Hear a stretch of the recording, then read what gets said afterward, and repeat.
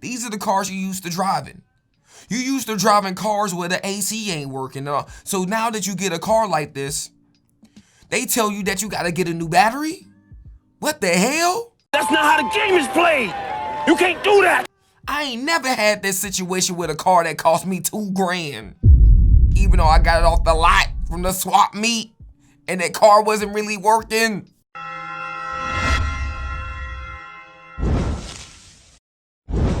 So, if you don't know by now, and you probably don't because I haven't been posting on here, I got a new vehicle. Now, reason why this is important news to share is because I've never in my life have driven, well, I've driven, but have owned a new vehicle. No. Now, here's the thing. When I say new, it's still new to me. Perfect. Though I bought the car used, it was only about 61,000 miles on the car, and it only technically had one previous owner. I checked the Carfax. But let's go ahead and go into a quick little car history with Jamal really quickly. So before this car that I had now, I do believe I had 3 previous cars. And of all of those cars, 2 of them, let's just say I wasn't really taking care of them in terms of oil changes. And I think I did total one of the cars. Wasn't my fault. No, I didn't total it. It's just that the front was taken off of it. The other car that I sideswiped, yeah, that car got messed up. Oh, damn. But anyways, 2 of the 3 cars that I previously had before the one I had now wasn't taking the best care of it. I'm gonna be honest with you. You think I'm playing? However, with the one that I had before this one, I made that car last the distance. I think I was driving that car for about a few years. It was getting me from point A to point B. Let's just say if we was to compare and contrast that car to the one I have now, it's a blessing to be in the car with all 4 working windows, a car with the AC working, a car with a proper Bluetooth system that's not speaking in a foreign Filipino language.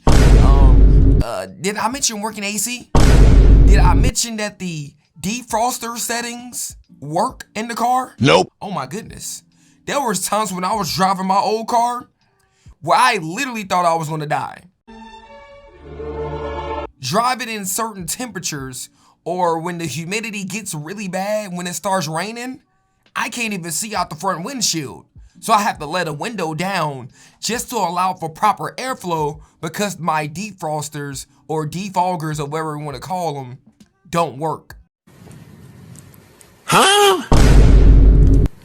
So let's just say we've been in some tough situations when it came to my previous car.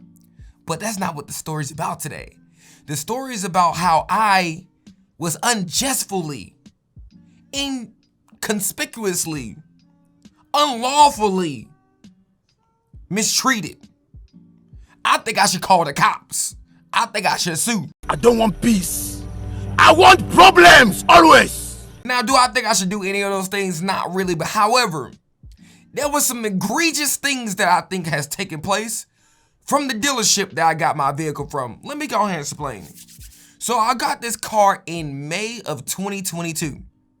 And as of the date of the recording of this video is currently November 21st. I've been having some issues with this car around the beginning of November. So here's the thing with this particular issue. I know based off of previous cars that I've owned and issues that I had that's similar to this, it's probably the battery. Now, why in the hell would I be having battery issues with a car that, 1, is a 2020 Toyota Corolla, and 2, I just got this car in May, and 3, there was only about 61,000 miles on the car at the time of purchase. Does that sound like I should be having battery issues? Nope. Nevertheless. So, besides getting my car jumped off and whatnot, we had to get the situation squared away really quickly. So one of the things I did was, first things first, I called the dealership. I said, hey, yo, this issue that I have with this car is asinine, completely asinine. We need to get this taken care of ASAP. They got the nerve to tell me, hey, when are you available? I'm saying I'm trying to get my car seen today. So this was on a Monday when I called them. That's like 2 weeks ago, right? They talking about the next available time that we got is Wednesday of next week. I said, hell no. Hell no! Hell no! That don't work for me. We got to get this thing today. So they said, okay. How about you bring your car in? See, the first things first, they thinking I'm a dummy. They talk about you can get your car towed to the shop. I said, hell no, we're not getting that done. Nope. That's too much money. And the dealership is already 45 minutes away from where I live. I said, nope, we ain't doing that. So I said, I'm going to jump the car off real quick and then we go drive it up there. So me and the wifey, we made a little day trip. Drove up to the car lot. We said, okay, y'all need to look at this thing real quick. They said, all right. I'm already letting them know, like, I'm going to be honest with you. I don't think I should be paying for anything. So I'm letting it be known. Whatever they find, whatever they say to me, I do not think I should be paying for nothing. I just got this car made. Why should there be issues on it? They run a diagnosis on the test, right? Diagnostics, right? They called me the next morning. They said, hey, Jamal, Mr. Jamal. I said, okay, hey, how's it going? Got my sleepy voice on, okay? They said, based off of the issues that we was able to find, it seemed like you were correct. There's some battery issues. I said, okay, word, all right. They said, due to the diagnosis that we just ran, that'll be $150. I said, Huh? Not only that, they said, since you need a new battery, that's gonna be about $350 plus.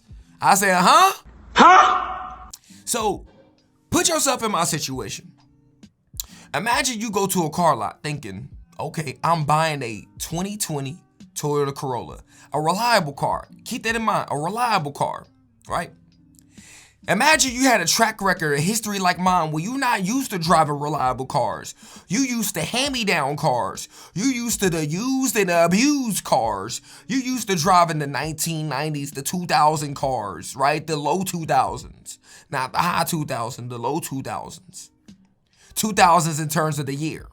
And 2000s in terms of the price. Okay? These are the cars you used to driving. You used to driving cars where the AC ain't working. So now that you get a car like this, they tell you that you got to get a new battery? What the hell? That's not how the game is played. You can't do that. I ain't never had this situation with a car that cost me $2,000. Even though I got it off the lot from the swap meet and that car wasn't really working. Okay? I ain't never ran into a situation like this. So I looked at them through the phone, because I'm not there yet. But I said, hell no. Nope. We got to get this worked out now. I ain't paying $150 for no diagnosis. Hell no. And I definitely ain't paying no $350 for no. So I'm kind of raising hell a little bit. I'm calling the manager like a Karen. Can I speak to the manager, please? I'm not playing with them.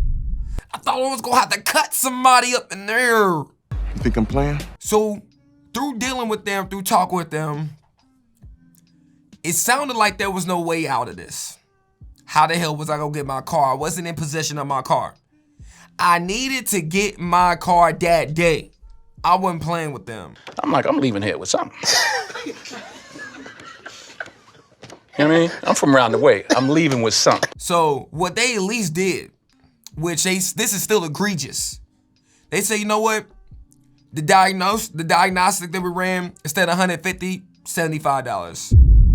All right, I tried to wiggle my way out of it. Cool, I couldn't. But the $75 I paid. But I'd be damned if I was about to pay over $350 for no battery. Nope. But we knew we needed a new battery, so I hit up AutoZone. AutoZone, right? I hit them up real quick. Got a battery from them for $200 less than what they was trying to charge me at the dealership. And guess what I found out through changing my battery? The battery that was in the car originally wasn't the original battery for the car. It was a different battery. So I feel like I got played. How would y'all feel in my situation, okay? That's pretty much it for my story. I'm pretty much just sharing this to say that it was an egregious situation. It was a heinous situation, tragic, one may say. That I was falling and I succumbed to a situation where I had battery issues from a car that I just bought, put a down payment on, $6,000, $7,000, $8,000 down payment. Car costing over $20,000, because you know it's inflation, right? You know it's inflation. So the card was hitting me in my pockets. They better be lucky I'm making cake out here. To the point where they didn't affect my pockets that much. He got away with it, but he ain't get away with it. So that's pretty much it for the video. If you want to hear more stories like these, more blogs, talking head, discussion, rants, I got more of these in the tuck. And I do look forward to sharing these type videos more often because I got to put content out there for y'all guys. I'm tripping.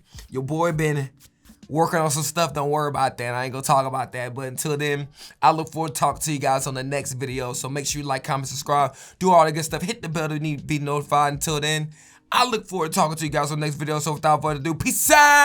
Tell them if they looking for me, they know where to find me.